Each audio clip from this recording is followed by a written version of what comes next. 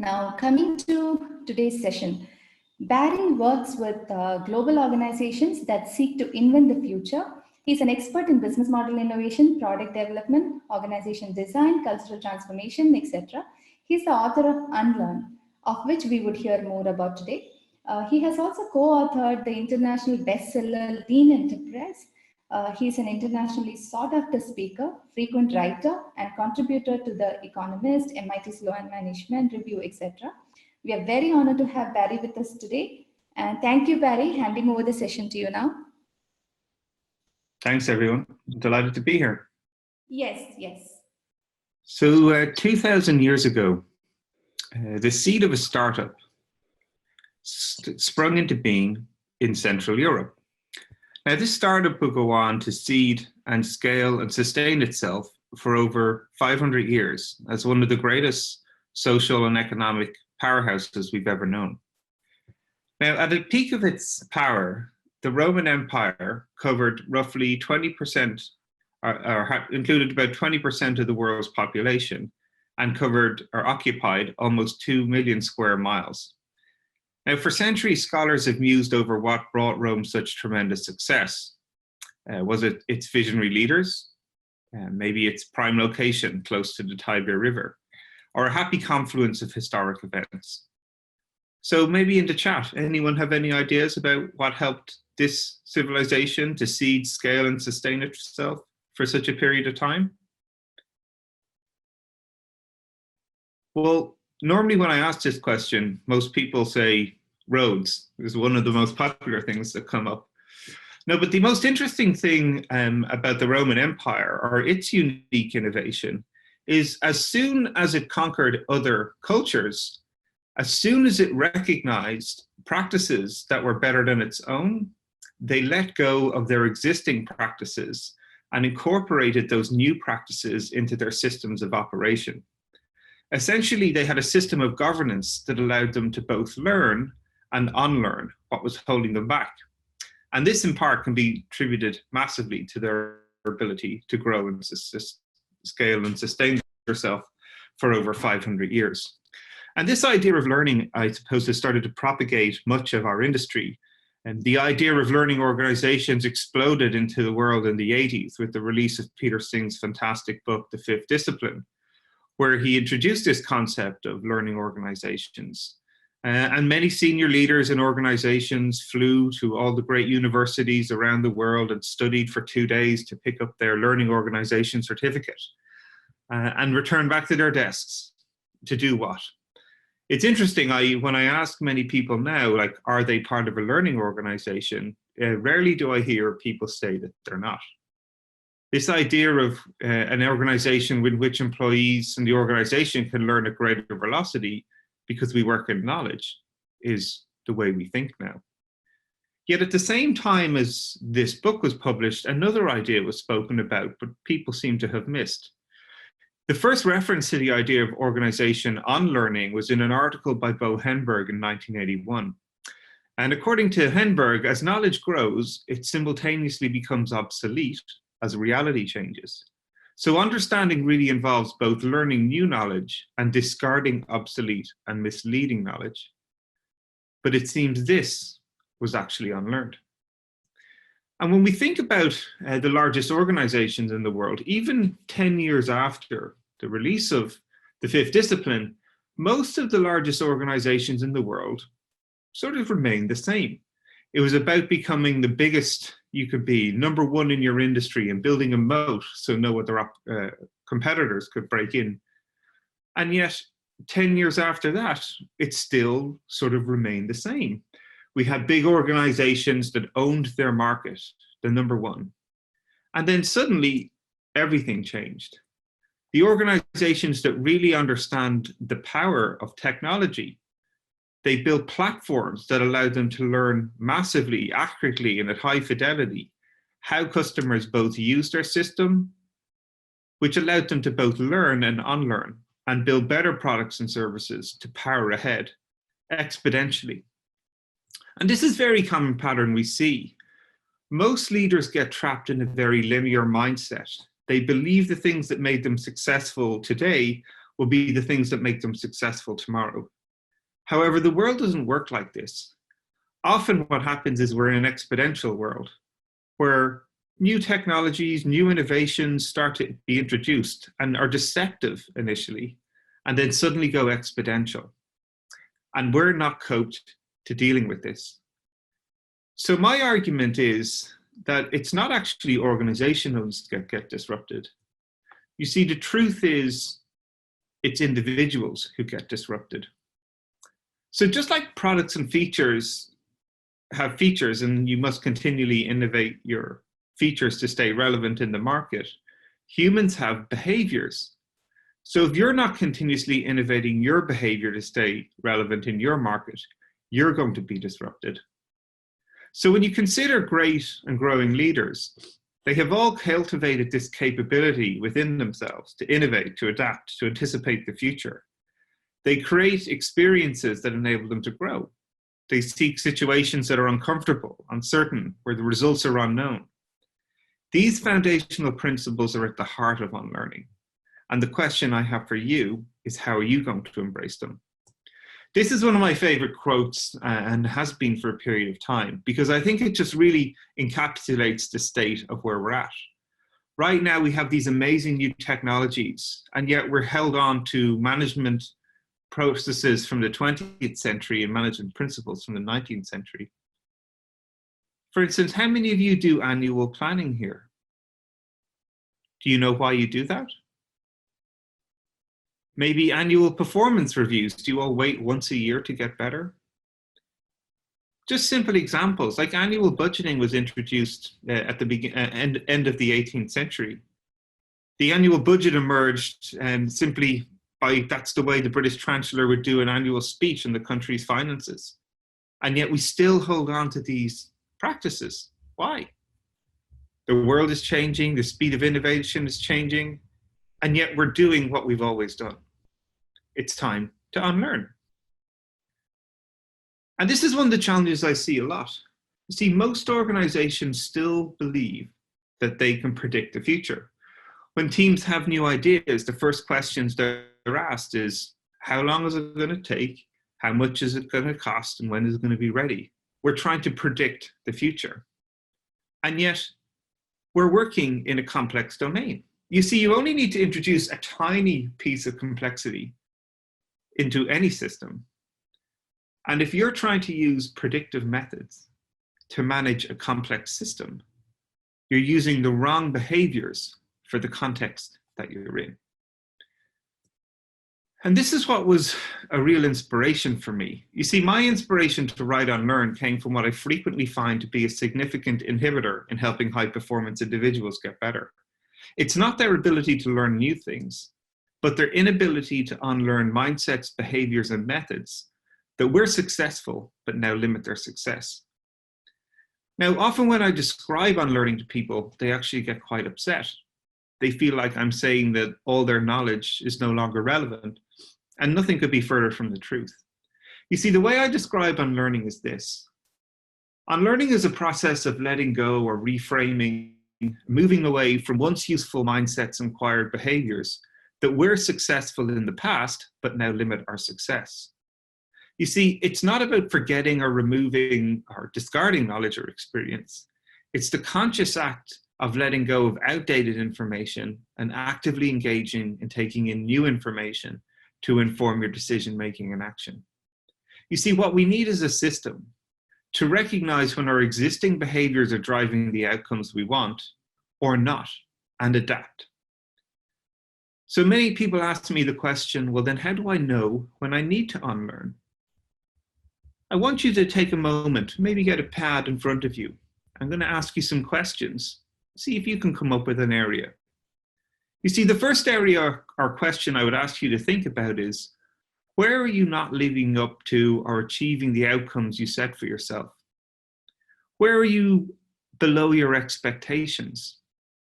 Maybe there's an area that you're struggling to resolve, or even a challenge that you're totally avoiding. Maybe you've tried everything you can think of and you're still not getting the results you want. These are all examples of areas where you need to unlearn. What was interesting for me, as I started working with all these senior leaders, phenomenally talented individuals all over the world, what I started to learn was actually there was a system here. It was about recognizing where people were not living up to the expectations or outcomes they were aiming for, struggling with things that they were trying to achieve and needed to unlearn. And then create an opportunity for them to relearn by thinking big about some of the aspirations or outcomes they had, but starting small, experimenting with new behaviors to see what would drive the outcomes that they want, leading to breakthroughs in their performance. And what I found was unlearning is not a one and done. It's actually a system to help you continually innovate and adapt to changing circumstances. And that's what helped me create this cycle of unlearning that I've been coaching now for over a number of years to executives in Fortune 500 companies, right through to startup founders and leaders in Silicon Valley here where I live. But there's a challenge. You see, for most individuals, when they're kicking off large transformation programs, what's the speech they make? Well, typically what I find is executives saying this: we need to transform. But what are they really saying? Well, typically most people see it's like, well, everything I'm doing is correct. It's you that needs to change. And this is one of the biggest challenges I find, especially when trying to lead innovation or transformation initiatives. Everybody thinks it's the other person that needs to change, not themselves. But what I've found from working with these individuals, the ones who can change themselves and role model that behavior to others, they're the organizations that succeed. It inspired me. I was so disappointed with the rate of transformation success. In some industries, people say it's as low as 84%. It inspired me to unlearn the way that we actually even do transformation. I started a company called Exec Camp, where I get executives to leave their business for up to 8 weeks with the goal of launching new businesses to disrupt their existing businesses. Now, normally when I say to people that people are going to leave their organization, especially executives, for 8 weeks, they freak out. They want to know how it works. And I'm saying like this: well, this is the reaction I often get. It's sort of holy. But then I say, don't worry, I've got a diagram that wiggles and goes up to the right, so everything's going to be okay. Now, the truth is there's a number of characteristics that you really need to cultivate within yourself if you're serious about unlearning. The first one is curiosity. So how curious are you really? If you give people problems to solve that you know how to solve, how do you react when they start to solve it differently? Often, in most cases, people tell them you're doing it wrong. One great example from my Unlearn podcast with Joe Narenya, the COO of HSBC, he would sit with graduates and see how they were solving problems. And that allowed him to actually learn in new ways about some of the challenges he had to face from the most junior people in the organization. But it was also a great way of role modeling, that even if you're a COO of a massive organization and bank, you can still learn something from somebody new, a graduate who's just joined the company. Ownership. So when you don't get the results you want, what do? Do you blame the other person, blame the team, situation? Or do you write down and own the results yourself? You see, what I've figured out is if you really want to unlearn, you've got to own the results. This is one of the biggest challenges for most people, I find, especially when we're trying to do unlearning. The next one is commitment, because you'll need to commit and understand that you're going to have to do or try new behaviors that you initially suck at. And you've got to commit to deliberate practice of starting small and then progressively taking on more and more difficult challenges to improve your excellence. That requires being comfortable with being uncomfortable. Most people don't want to get outside their comfort zone. They're happy to stay with behaviors that are known, familiar to them. They often make them feel they feel successful. But this can lead to the danger of individual disruption. So you need to get comfortable with being uncomfortable to help you succeed. And the way you do that is you create safety. We think big, but start small. Starting small allows us to learn fast what works and doesn't work for us. You see, by starting small, it creates safety. It creates fast feedback loops. It creates economic ability to start small and learn cheaply. These are some of the key aspects to consider. So I want to ask you a question, a poll actually. What characteristics do you need to culture in your own self to unlearn? I've launched a poll. Why don't you give you 30 seconds to try and answer this poll, and then we'll move forward. Excellent.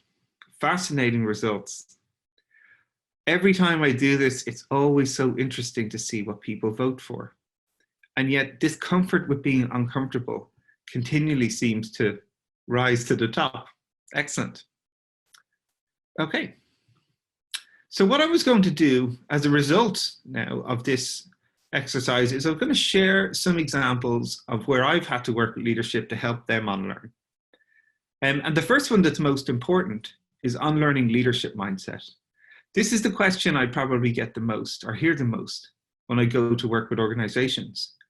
Barry, we've got a mindset problem here. If we could just shift the mindset, then everything would be all right.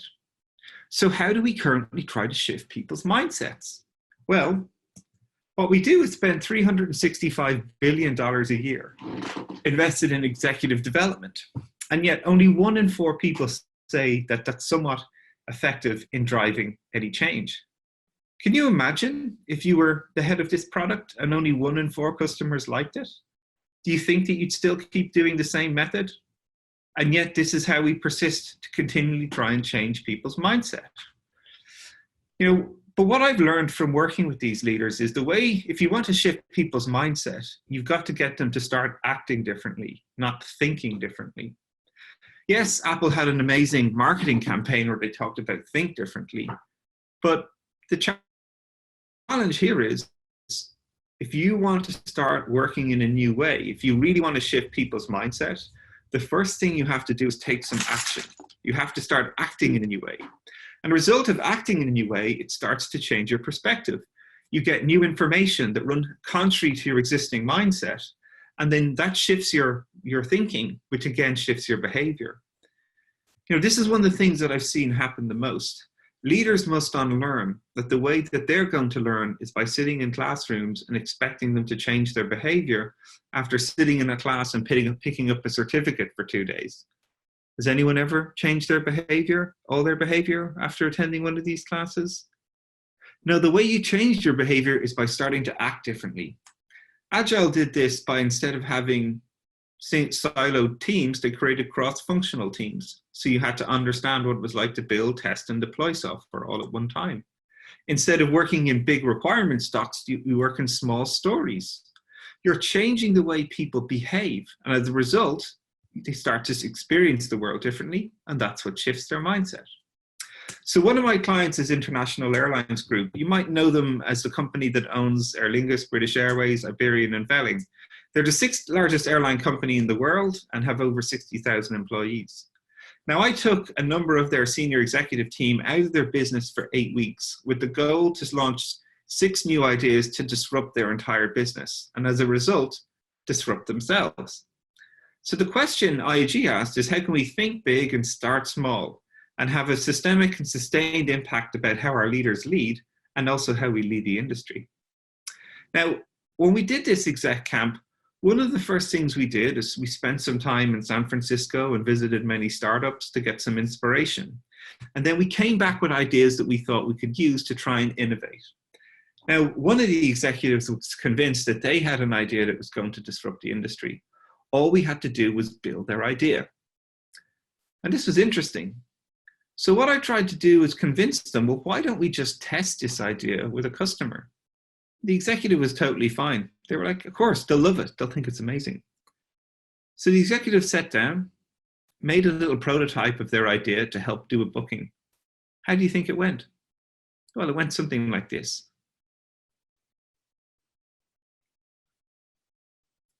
The customer didn't like it.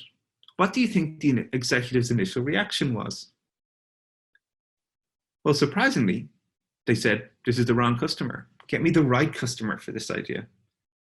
So we did it again. and again and again and again. Now, after going through this cycle about 4 times, I sat down to reflect with the executive and asked him, what do you think the problem is here? The executive answer was stunning. It's the idea that sucks, not the customer. This was their unlearning moment, when they recognized that they were pushing their ideas onto the customer instead of pulling them. They were so used to their role of telling people what to do. Their expertise, 20 years in the airline industry, had actually become a blind spot for them. But this moment helped them unlearn.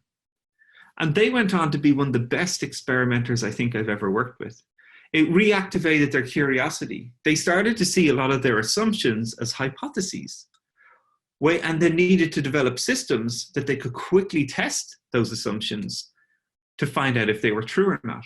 So now when they started to show their ideas to customers, they saw it as opportunities to both learn and unlearn and radically change the way that they work. Now, this program was phenomenal. We came up with 6 amazing ideas. We created the first ever blockchain system for the airline industry and identity management with VChain. We built analytics platforms. It was fantastic. We also had a whole load of other ideas that we thought we could build, but didn't have capacity. So we tried to just push them back into the organization. Well, how do you think that went? Well, let me tell you, not so good. You see, we were using the same pattern again. We thought we had all these great ideas, they just needed to be built. But it was like taking a huge amount of money and just burning it. But it unlocked another unlearning moment for us. We realized that we were pushing ideas back into the company instead of pulling them. We were telling people what to build. They already had their own thinking. Why didn't they just let them figure that out? You know, and we discussed this in great detail on my podcast with Mary and Tom Poppendick, where we discussed the challenges that most organizations face as they start to scale. But this provided another amazing unlearning moment for us. We recognized in the airline industry that we needed to start opening up our ecosystem for other people to work with. That caused us to launch Hangar 51. Now, this is really interesting. This is the first venture capital entity in the airline industry where IAG recognized that they mightn't have the capacity or the skills or some of the thinking to help them innovate their business. So what we did is opened up all of IAG's assets for other startups and organizations to build new products and services on top of. And as a result, IAG just takes a small stake in the organization to help it be successful. Now, this program is sort of the envy of the airline industry because they're starting to get these new radical innovations starting to happen. One such example is Asaya. And this is one of the programs where a team basically take a camera, and what they do is they were monitoring how fast it takes to turn around the airline industry, airports. And they could recognize when there was a blockage, something was broken.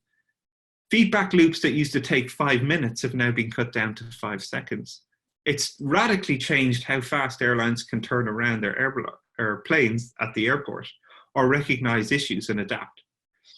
These are just one of the examples of some of the innovations that are coming out of that. And you know, while all this might be exciting to build all these new products and services, the lasting innovation is not necessarily the products, but the shift in leadership mindset that's happened. Stephen Scott, who's the Chief Digital Officer at IAG and now runs the Avios Group, said when 99% of people tell you that you should stop doing what you're doing, that's when you need to actually double down your efforts. And it's where the breakthrough journey begins. So I want you to think a little bit about that. Maybe you might wonder how you could do some of these ideas in your organization to shift leadership mindset. The next idea is unlearning knowing it all and moving to learning it all. See, one of the challenges with expertise is we get stuck thinking that we can figure it all out. One of my clients is, well, let's call them a well-known phone manufacturer. Now, I've been working with them for many years, and they were trying to figure out better ways to deliver their phones to people. Now, these people have been working in the industry for many years. They know their strategy is perfect. They're positive. It's seen amazing results. So how do you safely break people's mental models of the world? How do you give them experiences where they can both learn and unlearn? Well, what I did with this leadership team is this. There was 5 of them. So I gave them a prepaid credit card for $1,000 and told them that they had 2 hours to sign up for their own services, the constraints set within their SLA. And I sent them out to try and do it. How do you think they got on? Well, the results were pretty surprising. Out of 5, 1 of them managed to sign up, 2 nearly did, and 2 failed miserably. When they came back to the room to debrief, some of them were furious. They were blaming tellers, blaming the cards, blaming all their issues about why things weren't working as they expected. But after a few moments, they had time to reflect, and they realized that these were gifts. These failures were gifts, because they realized some of their assumptions about how their perfect strategy worked actually didn't work as they expected. And it provided them opportunities to improve their systems. This is what's key, but especially as a leader in an organization. How can you quickly test your assumptions to find out what is true and not true, especially when you're developing strategies about how new products and services may or may not work? This is one of the techniques I often use to help leaders, especially in large organizations, unlearn. Maybe you know this person. He's quite famous here in the United States. His name is John McGurch, and he was appointed the CEO of T-Mobile in 2012. Now, most people find John quite an interesting character, to say the least. When he first joined the organization, how do you think he went about understanding about how the products and services or even the industry worked? Now, most CEOs would sit in presentations from people, team members, everyone telling them their great idea to fix the company. But John did something uniquely different. What John did was sit and get a phone line installed in his office that connected to the customer complaints line. And he would sit there and listen to complaints for 4 hours a day for the first 2 months. And this allowed him to get a direct line of feedback from customers to understand the challenges that they had with their products and services and help him unlearn some of the existing problems. As a result, he launched this idea called Uncarrier in March 2013. And this was the first company to streamline plan structure to new customers, which dropped contracts, subsidized phones, and had a fixed coverage fees and early termination fees. They were the first people who had introduced the concept of having calls and 500 megabytes of unthrottled data at a base price of $50. This was a massive innovation in the industry at the time because people didn't understand how much their bill was going to cost. It would vary every week. John was the person who introduced that concept. And now I would argue most of you only know how to pay by a fixed plan for a phone, data, cells. This all came from John. But they haven't ended there. They continue to change and listen to the way they gather feedback from customers. They introduced Jump. If you wanted to change your phone instead of having to wait for 2 years, you could have no contracts. They let you try the new iPhones for a couple of weeks. And if you don't like them, you can send them back. They're continuously unlearning the way things work in their industry and powering ahead. And now they are starting to challenge and become the 3rd largest phone provider or network provider in the United States, something that would have been unheard of 5 years ago. And this is what leading organizations are doing. When I launched my book at reInvent last year, the keynote from the CTO of Amazon, Werner Vogels, was that the way they collect and describe how they're going to build products and services for companies, 95% of their features for AWS are based on customer feedback, things that they're asked for. So my question to you is, how do you think your organizations are actually learning? This is a chance to do another short poll. What I want you to think about is, what do you see as some of the biggest obstacles to unlearning in your organization or yourself? I'll give you 30 seconds to answer this poll.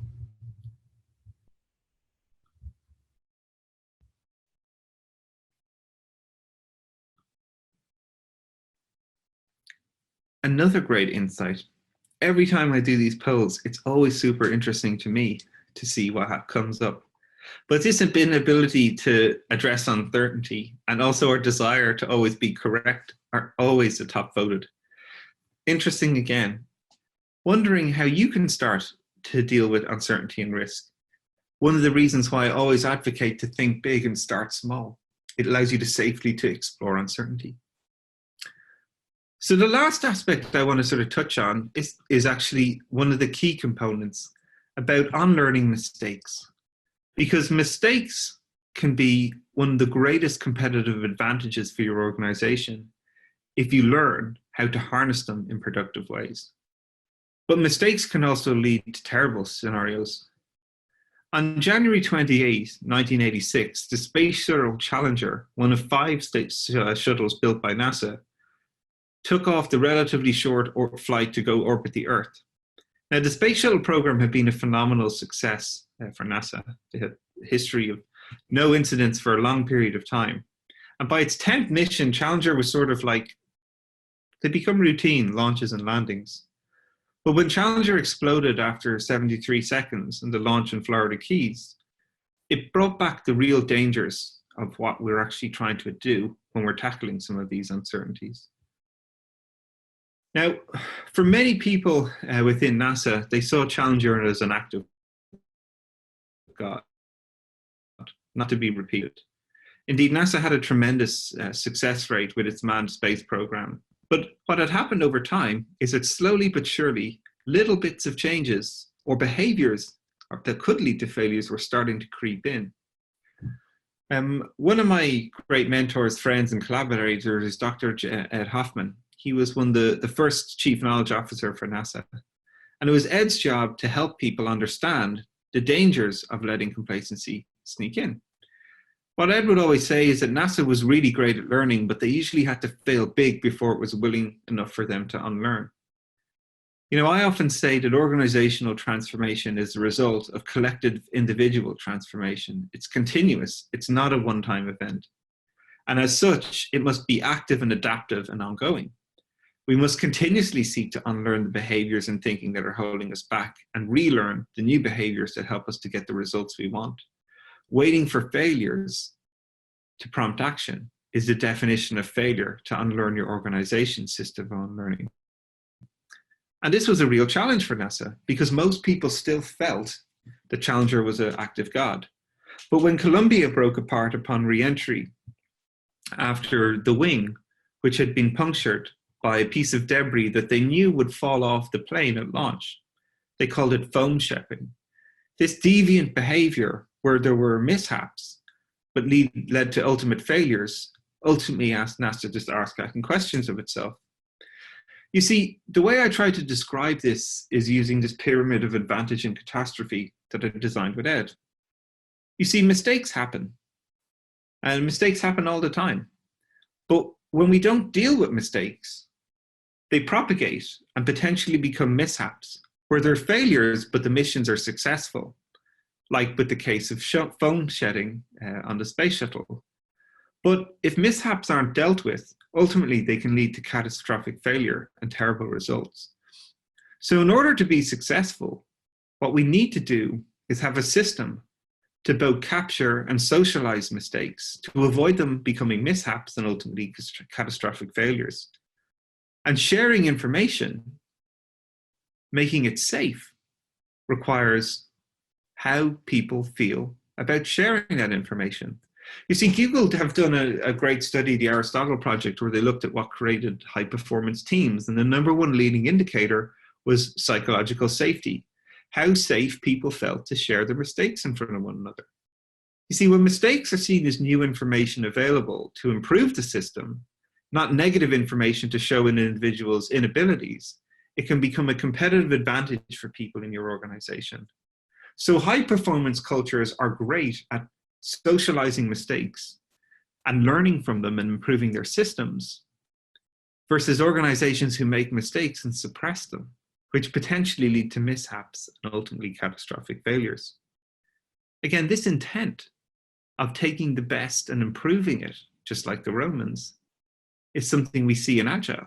The reason we build unit tests on our code is to catch mistakes cheaply and quickly when they're on our machine, not when we push code to production and cause catastrophic failures. Ed was responsible for building this program within NASA. What he would do was sit down and take senior leaders of the organization in small little groups.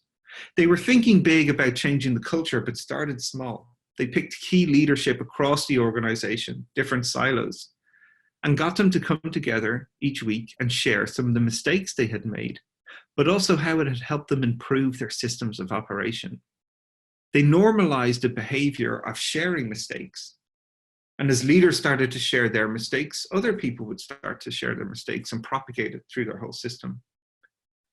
You know, today, NASA doesn't want to let complacency set in.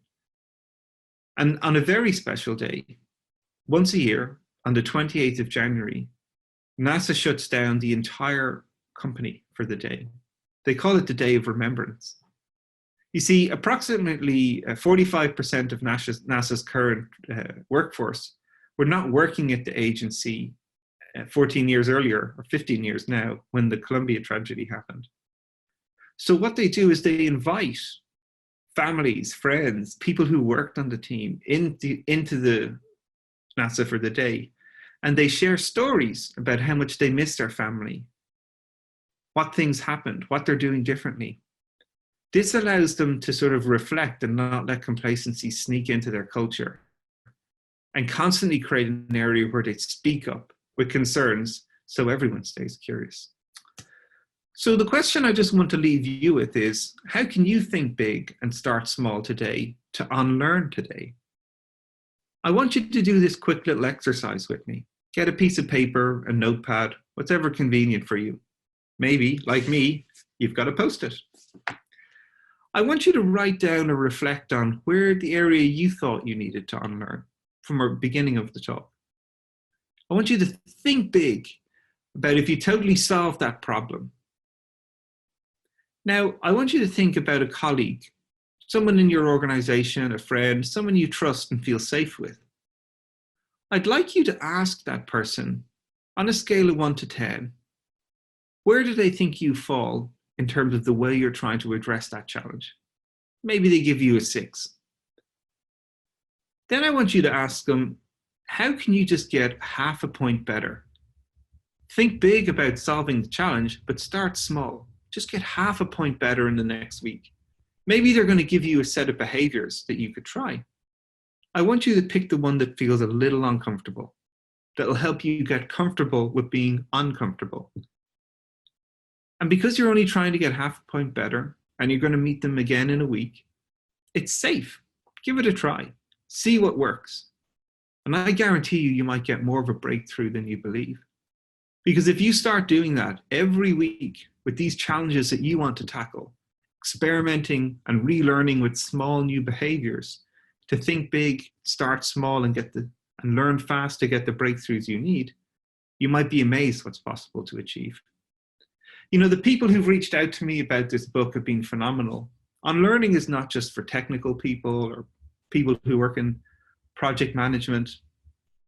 My favorite stories are people who don't even work in business, people from all over the world who are reading this book and learning to unlearn, just like Serena Williams. Bear in mind about when you tackle these challenges, it's about thinking big, but starting small, and then learning fast what works for you and what doesn't. If you're curious to unlearn more, I really encourage you, check out the book. I think it's been fantastic for people. If you're interested to really start learning new behaviors, I've built an app where you can start to actually record and track the different behaviors you're using to try and innovate and grow and succeed. Loads of people all over the world are starting to use this and see amazing results. Maybe you might like to listen to Unlearn. I'd encourage you to check out my podcast, where I speak to amazing people like Eric Ries and Melissa Perry, the founder of XP, Kent Beck, and executives like Korea, the CDO of Finnair, or Gib, who is the vice president for product at Netflix. If you want to keep connected, do sign up to my newsletter, where I'm constantly publishing new case studies, discounts to workshop, and access to content that I create. You can also learn to unlearn online with my online courses and consulting services. It's been a pleasure to spend time with you today. But remember, Rome managed to seed, scale, and sustain itself for over 500 years before Caesar turned his back on the world, closed Rome's borders, started to face inwards, like many of the world today. And with the fall of Rome, Europe collapsed into the medieval ages for 1,000 years of plague, war, and regression, only to rise again with the Renaissance, one of the most creative and inspiring times in human history. Don't allow yourself to collapse in the face of challenging circumstances or uncertainty or fear. Embrace your Renaissance.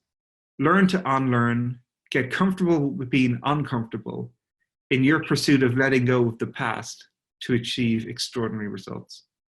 Thank you very much. Thank you, Barry. That was so wonderful. That was so thought-provoking and wonderful. Thank you so much. We have a lot of questions here, so I leave it open to you. Depending on the time that you have, please choose the questions that you would like to answer. In the Q&A window, there are so many questions.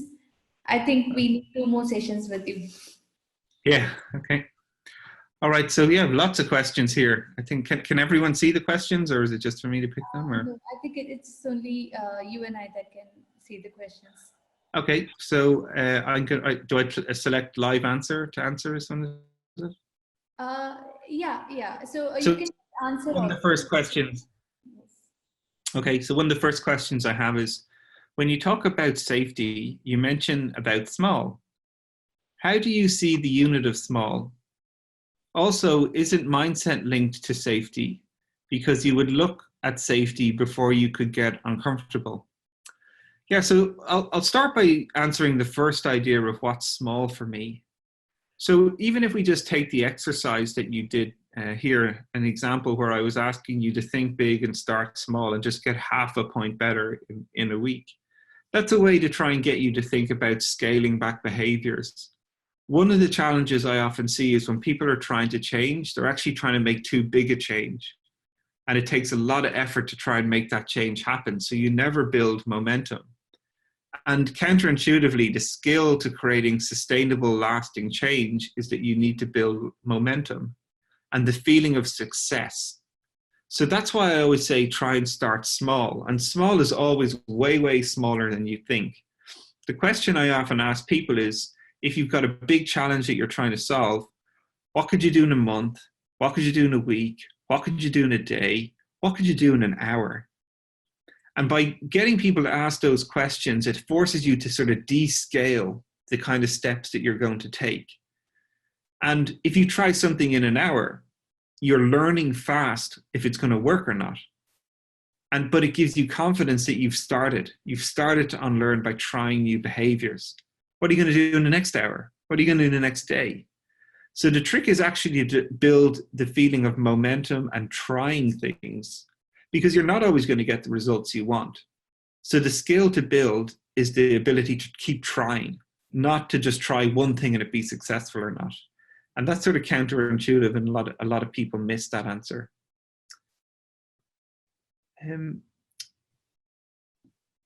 For organizations to change their mindset, should it be started from the top or from the bottom?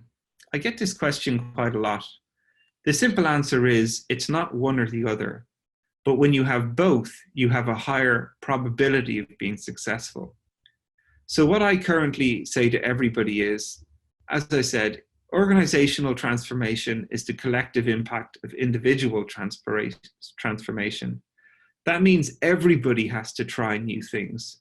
If you just have an innovation group on the edge of the company doing new ways of working, often it's very hard for them to incorporate their new ideas into the larger organization. It's like a network or a system. It sort of is rejected by the antibodies.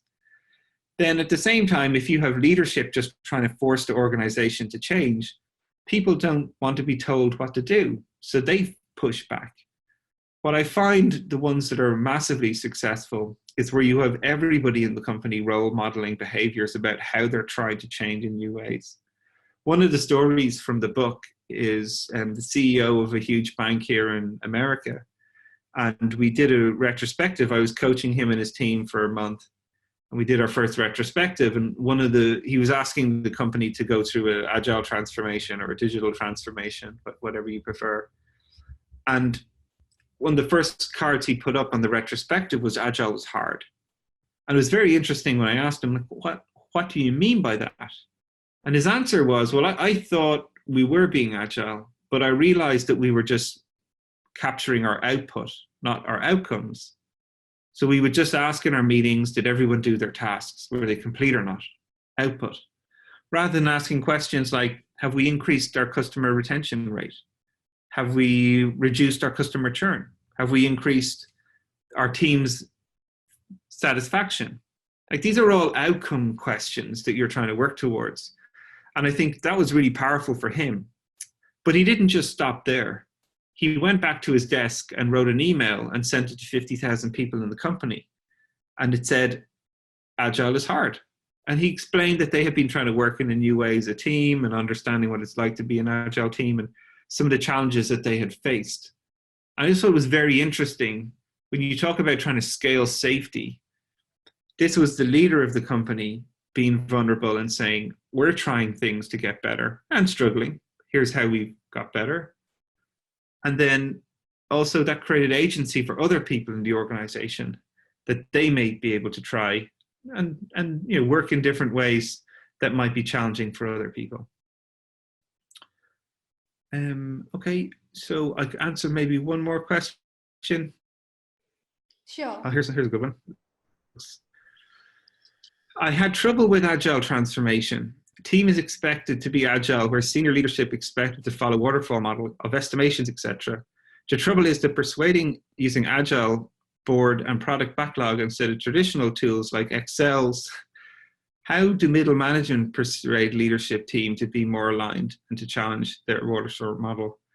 I think this is, again, the questions and examples I would point your leadership team to are, first of all, the example I shared from the phone manufacturer about how often are they challenging their assumptions about what works and what doesn't work as they believe. These ideas of Getsu Gemba, go and see from Lean, or management by walking around from Hewlett-Packard, there are all these ideas of going to see for yourself what's really happening, not relying on people sending you Excel spreadsheets or agile reports. Actually go and spend time with your teams or your customers to see what's happening or not. The British Airways example from IAG was just exactly the same. I think trying to create those scenarios where leaders can safely learn that their assumptions are incorrect is super valuable to help shift their mindset. And then you can start to show them new ways that you're trying to record what's actually happening to improve the way you work. So I'd ask you to think about that one. So this is really interesting, Pradeep. I think when people and even leaders feel unsafe to change, nobody will change because they role model such a huge impact on how organizations operate. That's one of the reasons why when I'm getting leaders to try new behaviors, I try and make it successful for them. Even the example of the executive from International Airlines Group, they weren't testing their new idea in front of hundreds of people. They were testing it with me, the customer themselves, and one other member of the team. So it was a safe environment for them to learn, to get difficult feedback and accept it. If we had done that test in front of hundreds of people, they would have pushed back harder and not wanted to learn. When we did the go and see tour with the phone manufacturing group, initially the executive team were furious. They were blaming other people as to why things didn't work. But when we had time to sit down and reflect as a group, as a small group of 5 people, they started to realize that these mistakes were huge opportunities. And when you compare that with the NASA example, where sadly when Challenger first happened and exploded, most people wrote it off as they dismissed it. It was a fluke. It was an act of God.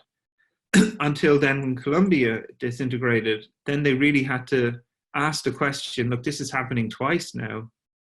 And this is in a very public place. right? But we don't want to wait till catastrophic failures to happen before people start to unlearn. So I just want you to think about the different contrasting behaviors in those stories, and the work then that Ed did by taking senior leaders from across the organization to start small and share their stories where they were failing, but things that they were doing to improve the systems, and how that led to a culture transformation at NASA. And these have all been fantastic questions. I really appreciate being invited, and great opportunity to speak to you all. I know we're at the top of the hour. If people want to keep in touch, I think I've posted in the window. You can find me on Twitter at Barry O'Reilly, on my website at barryoreilly.com, where you can link to my podcast, newsletters, and so forth. I really hope you have a chance to get the book, read it, and enjoy it, and send me some feedback on it. Thank you very much.